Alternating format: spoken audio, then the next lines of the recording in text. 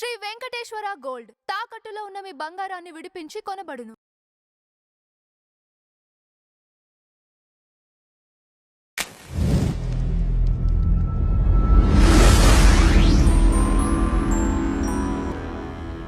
ఆంధ్రప్రదేశ్ రాజకీయాల్లో మరో భారీ సంచలనం దిశగా అడుగులు పడుతున్నాయి.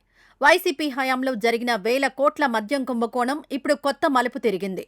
ఇప్పటి వరకు ఈడీ గుప్పెట్లో ఉన్న ఈ స్కామ్లోకి ఇప్పుడు దేశంలోనే అత్యంత శక్తివంతమైన దర్యాప్తు సంస్థ ఐటీ అధికారికంగా రంగంలోకి దిగింది.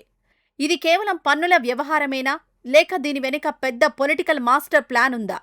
అసలు ఈ స్కామ్లో ఏ నేతల పేర్లు బయటకు రాబోతున్నాయి అనేది ఆసక్తికరంగా మారింది. గత 5 ఏళ్ల వైసీపీ పాలనలో మద్యం అమ్మకాలు ఎలా జరిగాయో మనందరికీ తెలుసు. నగదు రూపంలో జరిగిన వేల కోట్ల లావాదేవీలపై ఇప్పటికే ఈడీ నిఘా పెట్టింది. అయితే తాజాగా ఈడీ సేకరించిన కీలక ఆధారాలను, రికార్డులను ఆదాయ పన్ను శాఖకు బదిలీ చేసింది.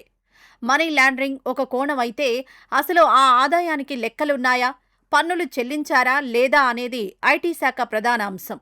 ఈడీ వద్ద ఉన్న డైరీల్లో ఎవరెవరికి వాటాలు వెళ్లాయి, ఏ కంపెనీల నుంచి నిధులు మళ్లాయి అనే వివరాలు ఇప్పుడు ఐటీ అధికారుల చేతికి చిక్కాయి.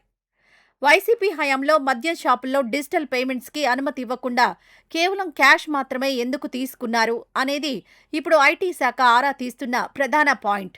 ప్రతిరోజు వచ్చే వందల కోట్ల నగదు ఎక్కడికి వెళ్లింది, ఆ నగదును బ్యాంకుల ద్వారా కాకుండా ఏ మార్గాల్లో మళ్లించారు, ఇందులో బినామీ కంపెనీల పాత్ర ఎంత? ఐటీ నిబంధనల ప్రకారం భారీ నగదు లావాదేవీలు నేరం. ఈ కోణంలోనే ఐటీ అధికారులు ఇప్పుడు రికార్డులను జల్లెడపడుతున్నారు. ప్రాథమికంగా వేల కోట్ల పన్ను ఎగవేత జరిగినట్లు ఐటీ అధికారులు భావిస్తున్నారు. వైసీపీ హయాంలో మద్యం విక్రయాల్లో డిజిటల్ చెల్లింపులు లేకపోవడం వెనుక ఉన్న అసలు మతలబుపై ఐటీ అధికారులు గురిపెట్టారు. ప్రతిరోజు మద్యం దుకాణాల నుంచి వచ్చిన వందల కోట్ల నగదును నేరుగా బ్యాంకుల్లో వేయకుండా ఎక్కడికి తరలించారు, ఏ ప్రైవేటు వ్యక్తుల ద్వారా దాన్ని బయటగా మార్చారు అనే కోణంలో ఐటీ ఆరా తీస్తోంది. నగదు రూపంలో జరిగిన లావాదేవీలకు సరైన ఆదాయ పన్ను చెల్లించకపోవడం ద్వారా ప్రభుత్వ ఖజానాకు వేల కోట్ల గండి పడిందని ఐటీ ప్రాథమికంగా గుర్తించింది. కేవలం అమ్మకాలే కాదు, మద్యం తయారీ సంస్థలకు మరియు వైసీపీ నేతలకు మధ్య ఉన్న ఆర్థిక సంబంధాలపై ఐటీ కన్నేసింది. గత ప్రభుత్వ హయాంలో కొన్ని కంపెనీలకే ప్రాధాన్యత ఇచ్చారని, ఆ కంపెనీల నుంచి వచ్చిన లాభాల్లో పెద్ద మొత్తంలో పన్ను ఎగవేత జరిగిందని ఐటీ అనుమానిస్తోంది. ఈ కంపెనీల బ్యాలెన్స్ షీట్లను, సేల్స్ రికార్డులను ఐటీ అధికారులు ఇప్పుడు జల్లెడ పడుతున్నారు. ఈడీ ఇచ్చిన నివేదికలో అనేక షెల్ కంపెనీల పేర్లు ఉన్నట్లు తెలుస్తోంది. మద్యం ద్వారా వచ్చిన అక్రమ ఆదాయాన్ని ఈ కంపెనీలలోకి మళ్లించి ఆ తర్వాత దాన్ని వివిధ ప్రాజెక్టుల్లో లేదా స్థిరాస్తి రంగంలో పెట్టుబడిగా పెట్టినట్లు ఐటీ అధికారులు భావిస్తున్నారు. ఈ కంపెనీల డైరెక్టర్లు ఎవరు, వారికి వైసీపీ నేతలతో ఉన్న సంబంధం ఏంటి అనే వివరాలు ఇప్పుడు ఐటీ విచారణలో కీలకం కానున్నాయి. తక్కువ నాణ్యత కలిగిన మద్యాన్ని ఎక్కువ ధరకు అమ్మడం ద్వారా వచ్చిన అదనపు సొమ్ము ఎక్కడికి వెళ్లింది అనేది ఐటీ విచారణలో మరో కీలక అంశం. ప్రభుత్వం నిర్ణయించిన ధర కంటే ఎక్కువ ధరకు అమ్మినట్లు వచ్చిన ఆరోపణలు, ఆ ద్వారా వచ్చిన బ్లాక్ మనీని లెక్కల్లో చూపకుండా దాచడం వల్ల భారీగా ఆదాయ పన్ను ఎగవేత జరిగిందని అధికారులు నిర్ధారించే పనిలో ఉన్నారు. మద్యం అమ్మకాల్లో అక్రమాలకు సహకరించిన ఆబ్కారీ శాఖ అధికారుల పాత్రపై కూడా ఐటీ దృష్టి పెట్టింది.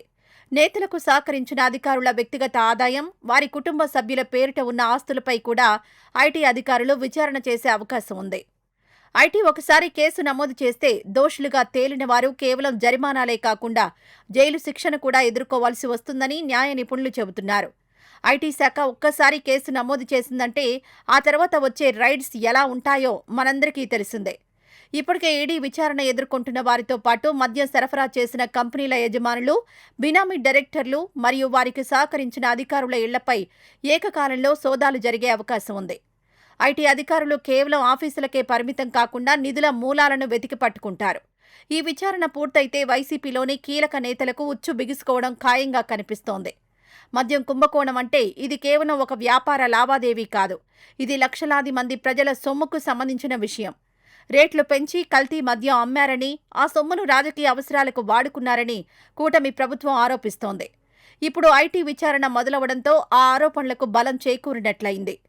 ఏపీ మద్యం కుంభకోణానికి మరియు ఢిల్లీ లిక్కర్ స్కామ్లోని వ్యక్తులకు ఏవైనా ఆర్థిక సంబంధాలున్నాయా అనే దిశగా కూడా విచారణ జరిగే అవకాశం ఉంది. హవాలా మార్గాల్లో నిధులు మళ్లాయా అనే కోణంలో ఈడీ మరియు ఐటీ సంయుక్తంగా దర్యాప్తు చేసే సూచనలు కనిపిస్తున్నాయి. ఒకవైపు ప్రభుత్వం ప్రక్షాళన చేస్తామని చెబుతుంటే మరోవైపు కేంద్ర సంస్థలు తమ వేటను మొదలుపెట్టాయి. ఈ పరిణామాలు ఏపీ రాజకీయాల్లో ఎలాంటి మార్పులు తెస్తాయో చూడాలి. ఏపీ మద్యం స్కామ్లో ఐటీ ఎంట్రీతో అసలు ఆట ఇప్పుడే మొదలైంది. 1,000 కోట్ల పన్ను ఎగవేత బట్టబయలైతే ఎవరెవరు జైలు ఊచలు లెక్కపెడతారో వేచి చూడాలి.